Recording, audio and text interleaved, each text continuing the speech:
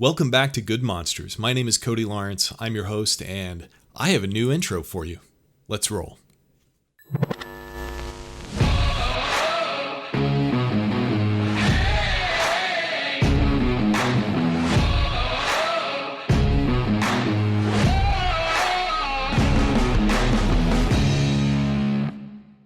Again, welcome back to Good Monsters. I have an interesting episode in store for you today.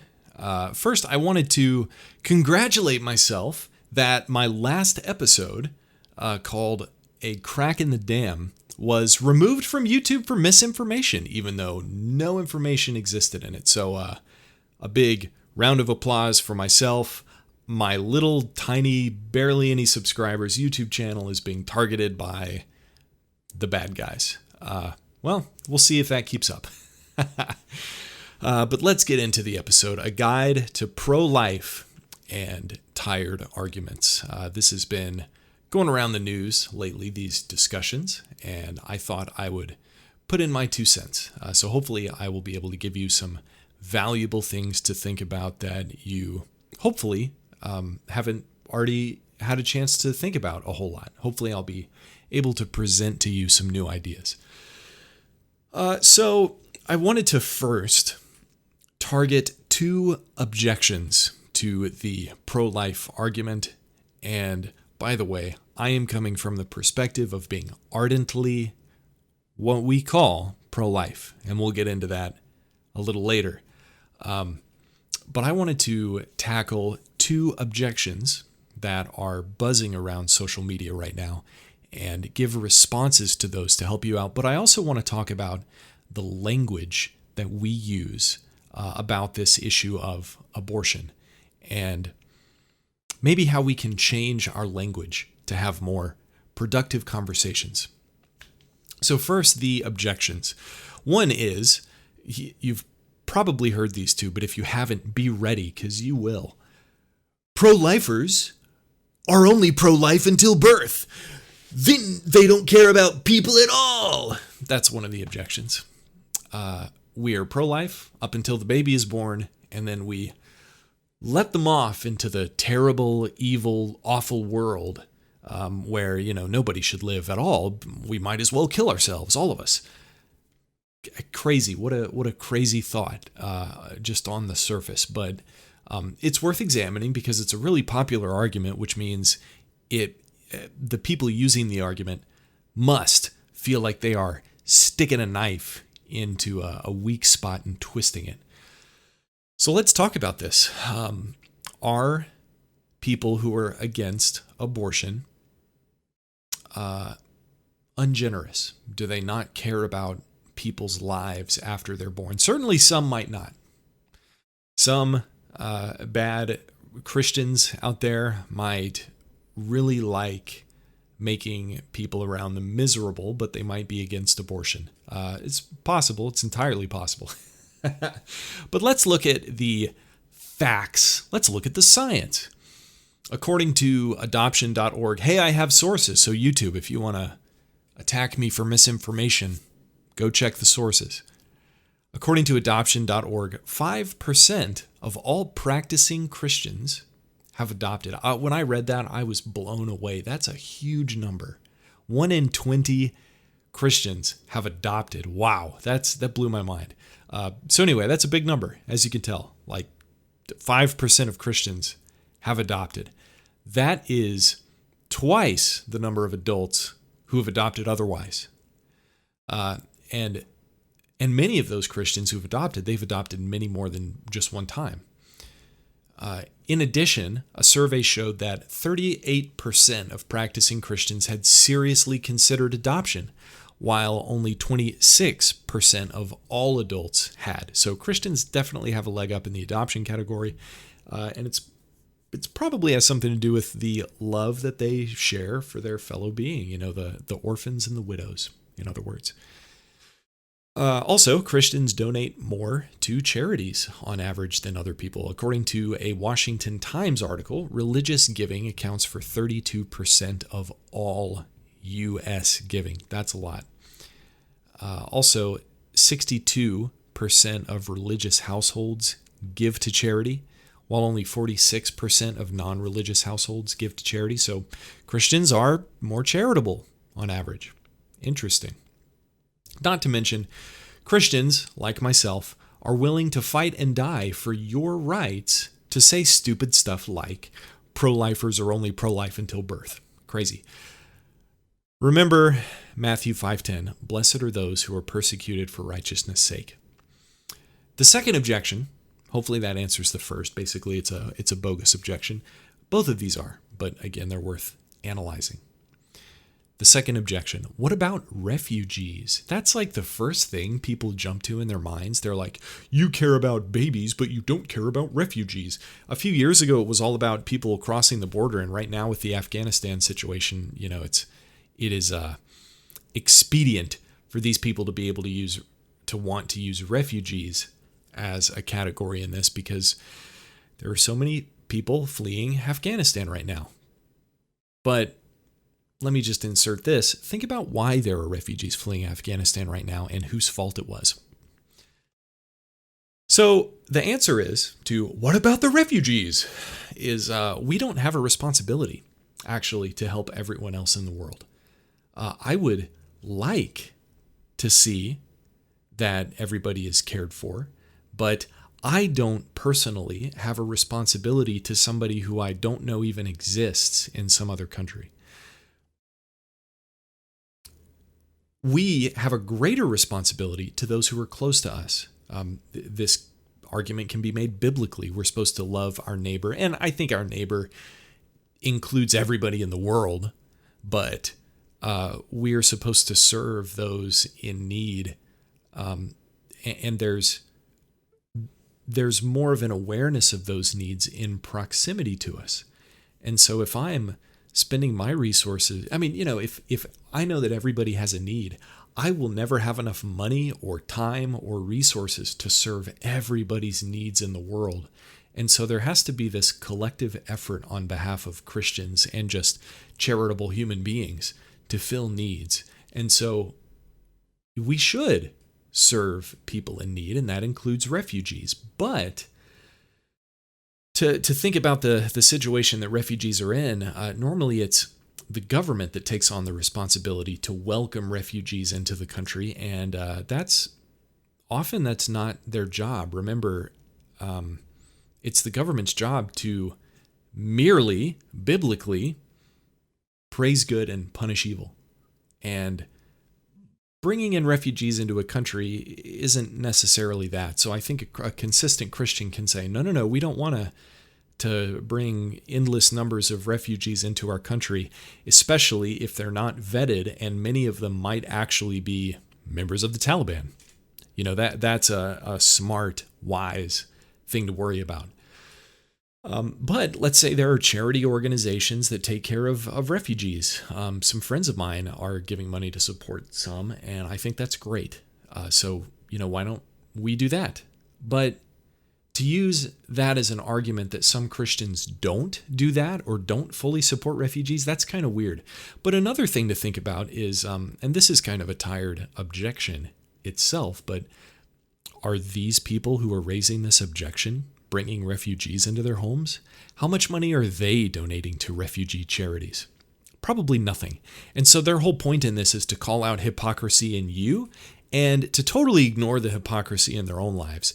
And we know what Jesus said about that, which was, don't ignore the log in your own eye and focus on the splinter in somebody else's. So this is a wonderful example of that, and you should really watch out for this happening. But at the same time, if you are a Christian and you don't find yourself serving or meeting needs, then you should. And, seriously, you should. That is something that Jesus has commanded, and you should do it. But the hypocrisy isn't quite where these people think it is. So the objection is just wrong. It's wrong-headed. Notice also that the very same people who are saying, what about the refugees, actually support murdering babies. And again, the hypocrisy that they're trying to put on us is 100-fold back on themselves, because they're saying you should care about refugees, but we don't actually have to care about murdering babies. But if you care about murdering babies, you should also care about the refugees. And I'm like, yeah, you're right. Yeah, I care about meeting the needs of my neighbor. And if I have the resources to and I see a need, then I'm going to do my best to fulfill it, or I should anyway. So we can fully accept that on ourselves and then turn it back around on them and point out the hypocrisy that is so blatantly evident. Also, again, mentioning Afghanistan, the same people who support the choices that President Biden made to create all of the refugees in Afghanistan are the people who also support murdering babies and are the people who are saying, what about the refugees? So our current regime that's in power in America has made this horrible, horrible, awful choice to leave Afghanistan the way we did, which has created this void that has been filled with the worst of Islamic terrorists. And as a result, people are dying, refugees are being made, and they are praising the regime's decision to get out because war is bad, right? War is bad. I agree, but it should have happened differently. There is a wise way to exit a war, and that wasn't it. And also, to get on a bit of a tangent just for a second, a level of responsibility needs to be taken also, and not praise like, we made a good decision, it was great. There aren't people stuck in airports in Afghanistan. Ha ha ha. Total lies. That is misinformation. And it's just being fed to people and people are buying it. It's crazy. There are Americans and non-Americans and Christians and non-Christians stuck in Afghanistan who are trying to leave and they can't, and they're being killed. And it's because our nation has enabled them.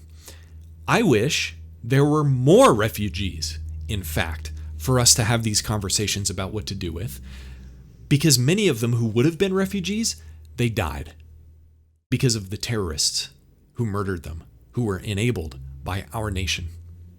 Something to think about. Let's talk about language. The language of pro-life and pro-choice, I think, is a trap that allows us to fall victim to tired arguments like the two above. Let's call it what it is. Forget pro-life. I'm against murdering babies.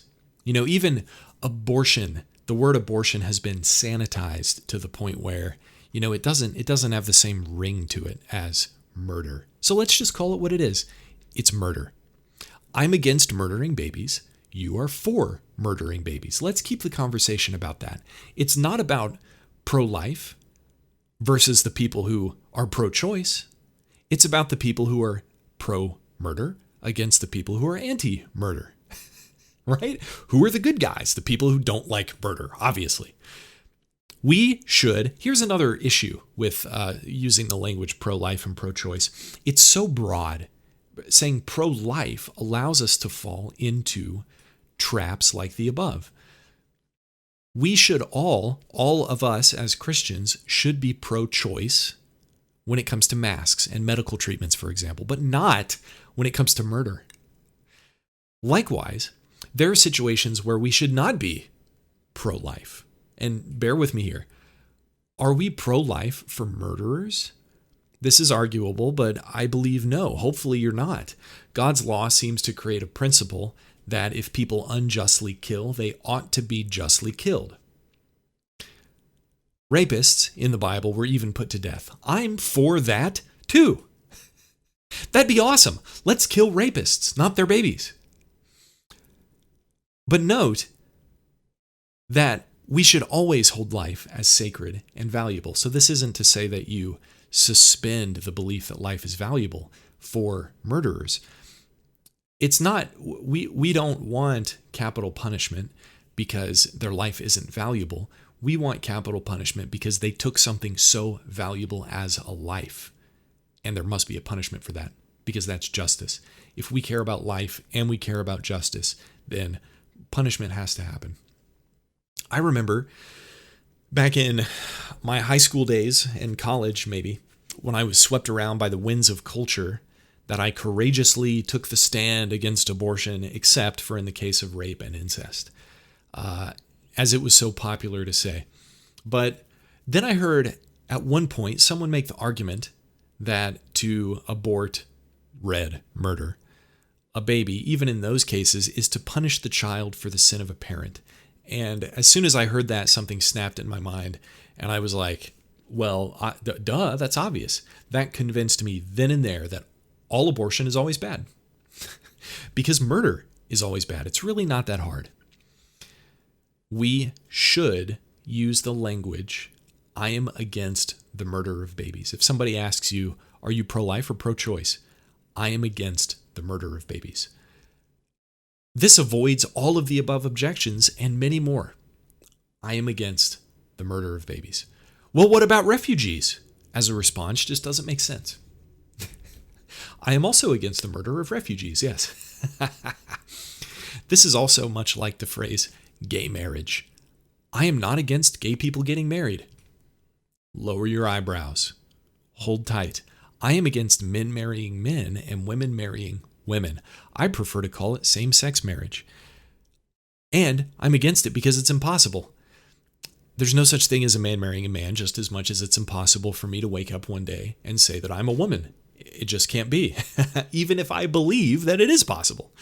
So to be against, here's why the language is bad, because to say gay marriage sounds like you're against gay people. It has nothing to do with the individual, though, and it has everything to do with the marriage. And so to say same-sex marriage kind of puts the focus on the marriage and that people of the same sex are getting married, not gay people, because gay people can get married. They should just get married to people of the opposite gender, or not at all. In fact, it'd be even more appropriate to use the word mirage or something like it in the place of marriage, since it's not marriage. Texas's heartbeat law. Texas has, if you haven't heard, Texas has introduced a law that bans abortion after 6 weeks. This is wonderful. 6 weeks, by the way, is the moment is the month in which a heartbeat can be detected in a child, which is also prior, actually, to when many women even know that they're pregnant. This kind of thing is called a heartbeat law. And it's awesome. It's great. Amen. Like, praise God that this happened in Texas. Now, what would be even better is if abortion, or murder, was abolished completely. But this is a huge step in a positive direction, at least in Texas, that will hopefully lead to the salvation of thousands of tiny lives. But that's not all the law does. The law allows anyone to sue someone who helps a person acquire an abortion in Texas for up to $10,000. This is also awesome. Giving incentives to save lives, great. But an objection has been raised to this, coming from those who love the murder of babies. Again, trying to turn the tables on us, but they're not so good at turning the tables, but we're really good at letting them do it as evangelicals. So here's how to turn the tables right back. They will say, woe to you hypocrites! If the government started giving $10,000 to informants against people who won't wear masks, you'd pitch a fit. Yeah, I would. So what? Remember, the government's God-given purpose is to praise good and punish evil. That's 1 Peter 2:13. Not wearing masks isn't evil. See previous episodes. Once or again, they will say, why don't you support pregnant mothers with $10,000 instead? Well, if we're really interested in helping saving lives, that's the argument, then we'd give all this money to the pregnant mothers. That'll be sure to stop abortion. Oh, my naive friend, that won't stop abortion. Abortion isn't primarily committed by suffering, impoverished mothers who can barely survive on their own, much less feed their babies. Of course, some of those people might exist. But murdering babies is also done by the irresponsible and the indecisive and the just plain evil. People who just can. Some people even revel in the number of babies that they have murdered. Seriously. Remember, abortion doesn't prevent you from being a mother. It just makes you the mother of a dead child. Don't fall into these traps. Let's think about the language we use as Christians, even if it is something so obvious that we can get behind as pro-life. But there is nuance to this that allows us to fall into these rhetorical traps that we really should try to avoid. And we avoid those by narrowing down the definitions of what we're talking about, by not even saying the word abortion. Use the word that has the most sting, that has the most meaning. Murder, because that's what we're talking about. I'm against murder. I think killing murderers is okay. So does that make me not pro-life? Maybe in that one area, I don't know. But I believe in the sanctity of life, and I believe that murder is bad. That's what we're talking about. So let's talk about murder. Know what you're for as a Christian, and know what you're against. What you're for is Scripture. What you're against is sin and unrighteousness. What you're for is justice, real justice, not the kind with the label tacked onto it called social. You're for life. You're for life so much, in fact, that you're also for the government carrying out just punishment on those who take life. You're for serving your neighbor. You're for meeting needs around wherever you can. You're for a proper understanding of the Bible. And you're for sticking to it at all costs. Hopefully this episode was encouraging, and I'll catch you in the next one. God bless.